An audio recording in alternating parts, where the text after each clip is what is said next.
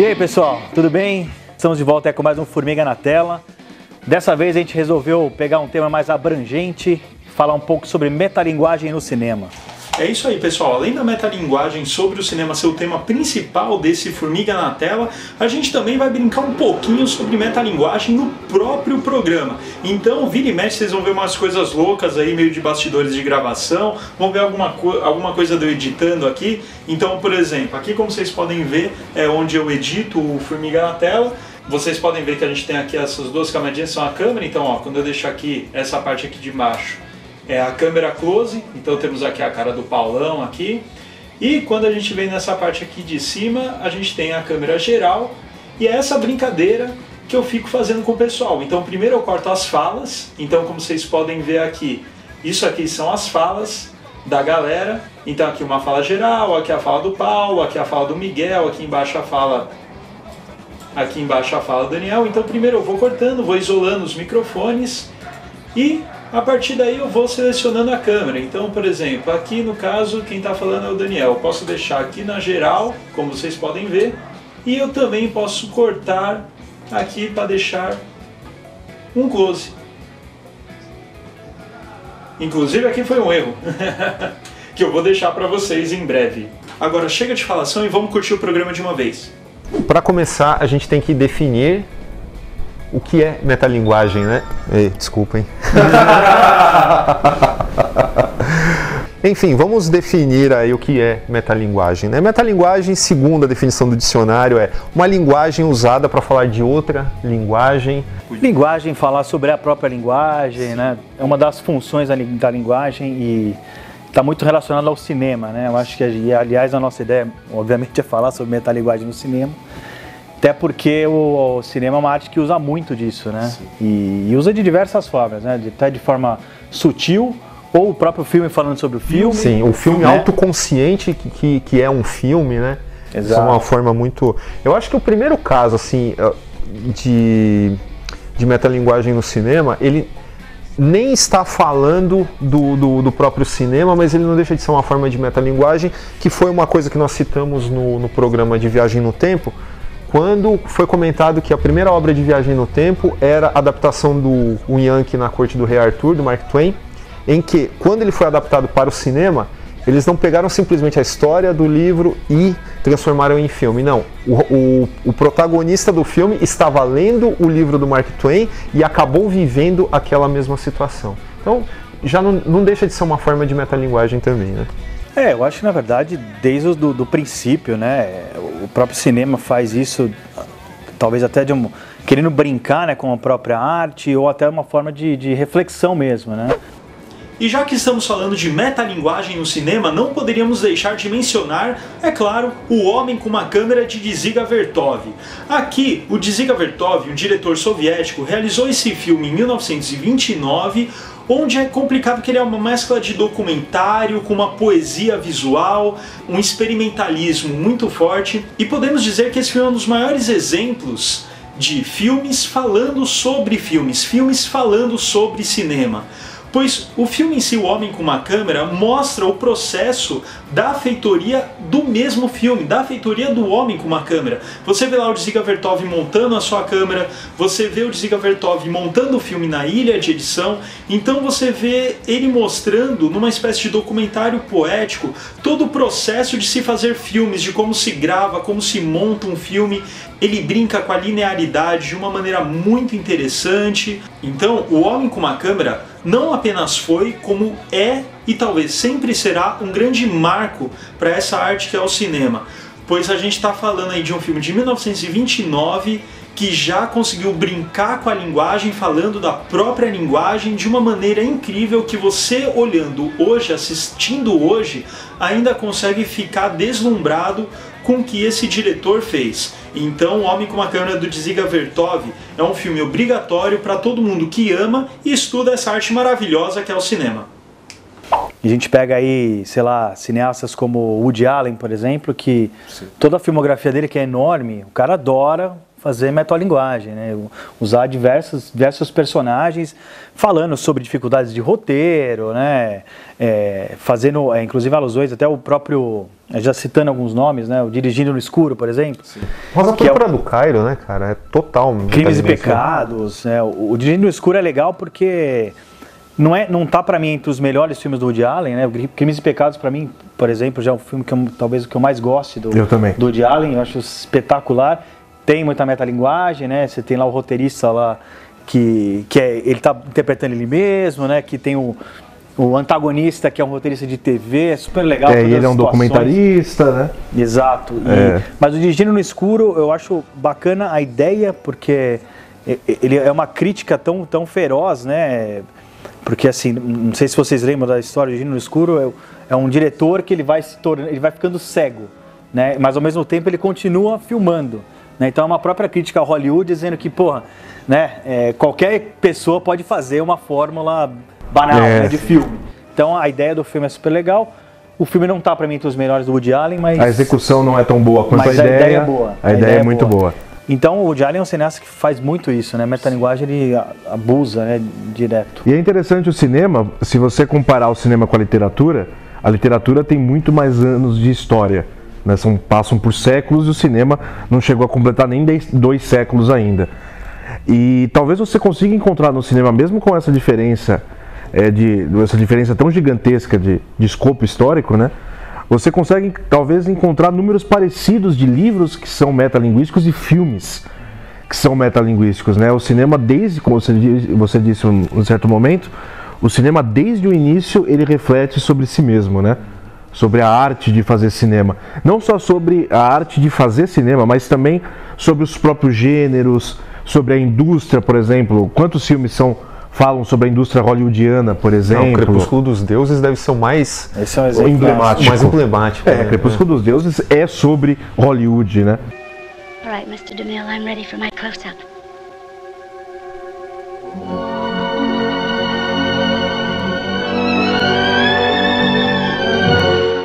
Quando se fala sobre a indústria, é até mais a relação metalinguística ela fica mais evidente, né? Mas eu acho que a década de 50, já na década de 50 e de 60 principalmente, até essa coisa acabar quase que sumindo na década de 70, que é o western, né? A partir do pós-guerra, os westerns eles já começam a ficar mais autoconscientes como um subgênero e fazer autocitações, né, no caso. Né? Então você tem os filmes do Anthony Mann e tal, o próprio Monte Hellman, e o Sam Peckinpah que fez Pistoleiros do Entardecer em 62, já pegando Randolph Scott e John McCrea, não só como atores idosos para fazer um papel de...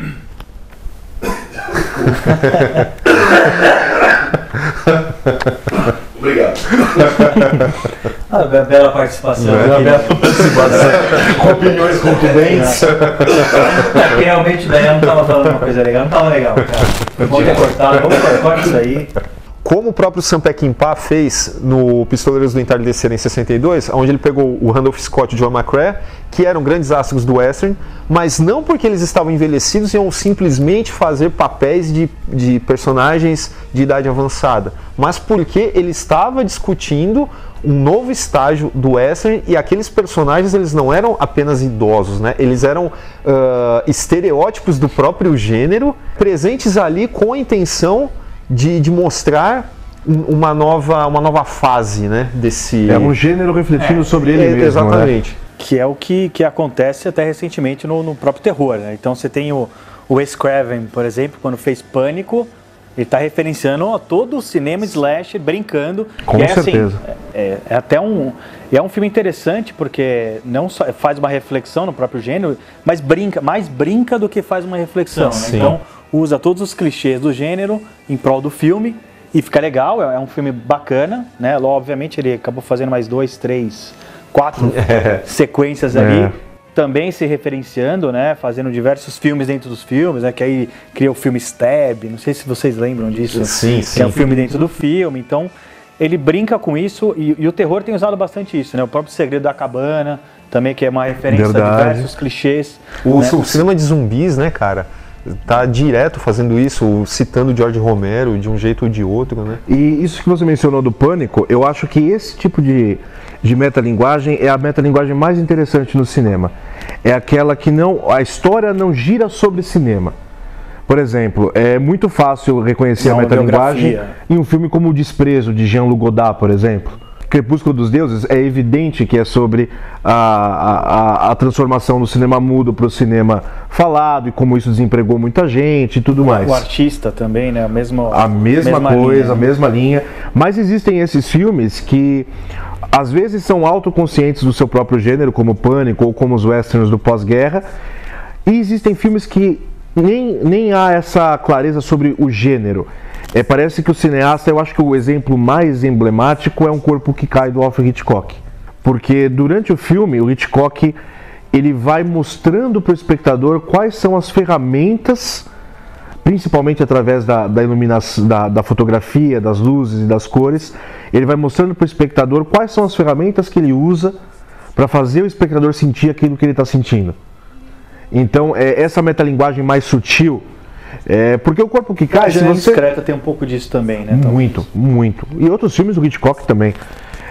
Então, essa metalinguagem sutil em que se o espectador mais atento, ou que desconhece, ou que não se interessa tanto por cinema, consegue gostar do filme, porque o filme tem a sua história, se envolve com isso, mas para o espectador cinéfilo, crítico, que gosta de cinema, há um subtexto ali metalinguístico que chama a atenção. Então esse tipo de metalinguagem mais sutil é a mais atraente. A gente está falando de gênero, né? De gênero, falar sobre outro gênero, né? Até no próprio cinema pornográfico, né? O Boogie Nights é um puta de um filme, eu particularmente gosto bastante. Sim. E que ele fala exatamente do cinema, né? Do gênero pornográfico, muito bem feito, né? Então, assim, lógico, é uma metalinguagem escancarada, tá? Você está contando uma história, né? Uma micro-história, né? Que é de um ator, né? Que tem o sucesso e a queda dele, mas que é, sim, para mim, um filme metalinguístico sensacional, né? E eu gosto bastante. Os Estados Unidos, os diretores norte-americanos amam refletir sobre a indústria hollywoodiana, sobre Los Angeles, né? Sobre o que envolve fazer cinema nos Estados Unidos. Né? Cidade dos Sonhos, David Lynch, que a gente já discutiu, o Crepúsculo dos Deuses, os irmãos Coen, né? Boa parte da obra dos irmãos Coen é sobre isso, né? Barton Fink, por exemplo. Sim. Recentemente, um filme muito metalinguístico é Birdman. A própria figura do Michael Keaton traz um elemento externo ao personagem, né? Então... O The Wrestler, do Aronofsky, também. Mesma coisa com o papel do ator.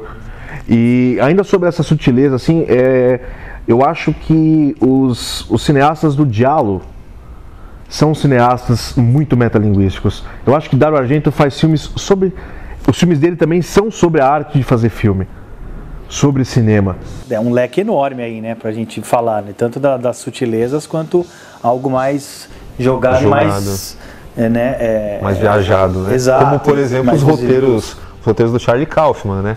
Quero Ser John Malkovich. A adaptação que fala dele mesmo, né? Exatamente, exatamente. Essa é uma metalinguagem extrema, né, cara? Lotada de camadas, né? Esse é total metalinguístico do início ao fim, né? Então... E a adaptação é interessante porque a adaptação parece ser uma amálgama de diferentes tipos de metalinguagem, né? Porque há sobre o ato de criar, há sobre aquelas exigências comuns à indústria. Ainda nessa seara aí do Kaufman, a gente tem, e voltando à biografia, só que a gente sempre tem algumas biografias que fogem, né, desse formato mais cartesiano aí de simplesmente um retrato de fatos, sejam eles floreados ou não, né? O Anti-Herói Americano, que é o filme que conta a história do Harvey Pekar, né, o roteirista de quadrinhos underground, conta com o próprio Harvey Pekar comentando a encenação da vida dele. Então, com comentários do tipo, nossa, mas olha esse Paul Giamatti, ele não se parece nada comigo, o que o cara tá fazendo aí? E o filme é entremeado com imagens reais do Harvey Pekar e o próprio Paul Giamatti fazendo o papel dele ali no meio do filme. Isso também é um recurso muito bacana, né? Que acaba tirando o filme daquele lugar comum, daquela vala comum de cinebiografias, né?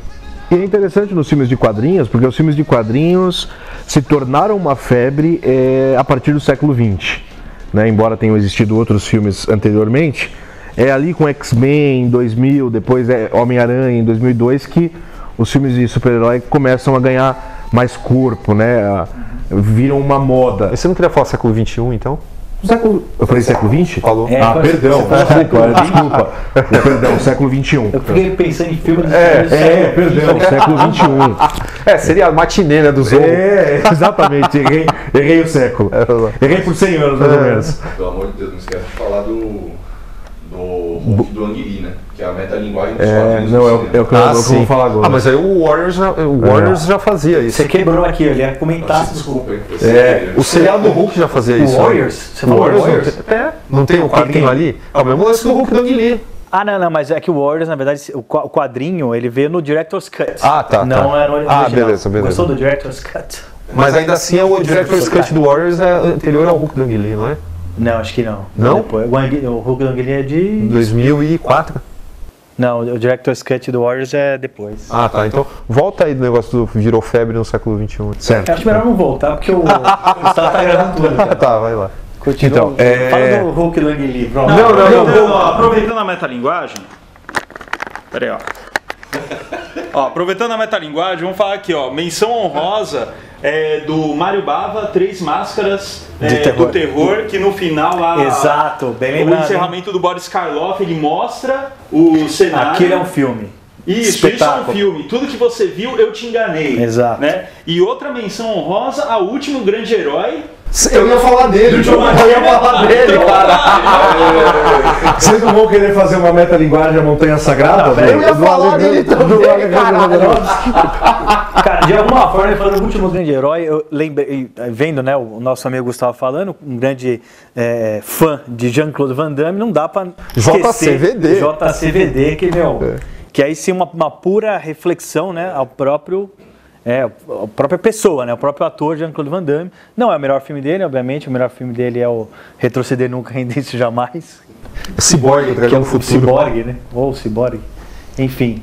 Então, levando em conta que começou a partir do século XXI, 2000, ali a nova febre, a primeira febre de filmes super-heróis no cinema, nós já temos praticamente, em menos de 20 anos, 3 filmes de super-heróis que são metalinguísticos.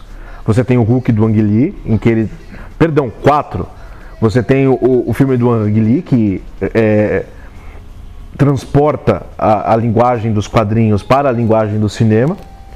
Você tem uma adaptação de Watchmen, que já é uma reflexão sobre os super-heróis. É sobre uma obra metalinguística também. Exato, é sobre uma obra, então é uma metalinguística.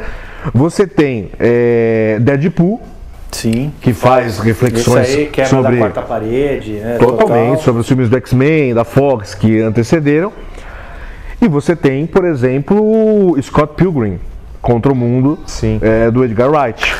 E, de novo aqui metalinguagem, Corpo Fechado, do Shyamalan. Mas vocês estão esquecendo, tem mais um, então. Então, olha, tem mais um. Logan, então, é metalinguístico também, porque ele está fazendo uma reflexão do western. Totalmente. Então, por isso que, vamos considerando que os filmes de super-heróis se tornaram um gênero em Hollywood, é impressionante que em tão pouco tempo já tenham existido tantos filmes. Parece ser uma vocação do cinema, mais do que talvez de qualquer outra linguagem, né, artística, fazer reflexões sobre si mesmo, né?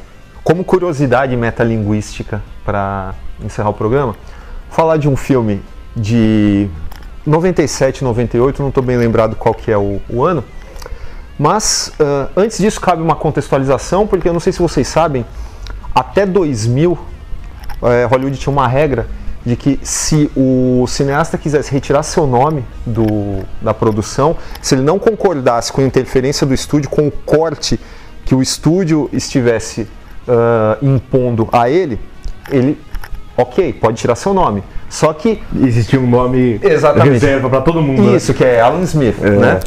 Enfim, resolveram fazer um filme sobre isso em 97 ou 98. O nome do filme é An Alan Smith Film, Burn Hollywood Burn, que era a história de um cineasta, que era inclusive o Eric Idle do Monty Python, que ele ia fazer um grande filme de ação que ia contar com o Stallone, com o Jack Chan e com a Whoopi Goldberg, que inclusive aparecem no filme como eles mesmos. Ok. A questão é que o cara ele não ia concordar com o corte do estúdio, ia ficar louco, ia sequestrar o filme, ia falar que ia queimá-lo. Mas por quê? Porque o nome dele na vida real era Alan Smith, entendeu? Então a brincadeira era essa, né? Enfim, só que esse filme é dirigido pelo Arthur Hiller, que é o cara que ficou famoso com Love Story na década de 70. A metalinguagem da vida real é que assim, o Arthur Hiller pediu para sair do filme e o filme tá acreditado como diretor como Alan Smith. Sério? Esse é um ótimo caso de metalinguagem. Nossa, a vida real é metalinguística, cara. Extremamente sutil. Porque Sim. quem não conhece essa história não vai pegar absolutamente nada disso. Exatamente. Exatamente. Eu não sabia disso aí não também. Se você entrar no IMDb, você vai ver que hoje, como não se... Essa regra ela caiu em 2000. Mas se você entrar no IMDb, e hoje nada mais fica em segredo graças à internet, então quem não era acreditado lá em filmes da década de 90, hoje a gente descobre via IMDb. Então hoje, se você procurar esse Burn Hollywood Burn, você vai ver lá Arthur Hiller, mas entre parênteses, Alan Smith. Então é isso, pessoal, espero que vocês tenham gostado desse nosso programa a respeito da metalinguagem no cinema. Deixe aí nos comentários as suas sugestões, os seus filmes metalinguísticos favoritos. Também, se quiser, pode mandar um e-mail pra gente no natela@formigaelétrica.com.br. Dê um likezinho aqui no vídeo, curta a nossa fanpage no Facebook, inscreva-se no nosso canal, compartilhe, visite nosso site formigaelétrica.com.br. E é isso aí, até semana que vem. E é isso, gente. Até a próxima. Um abraço. Todo mundo dando tchau aí, tchau.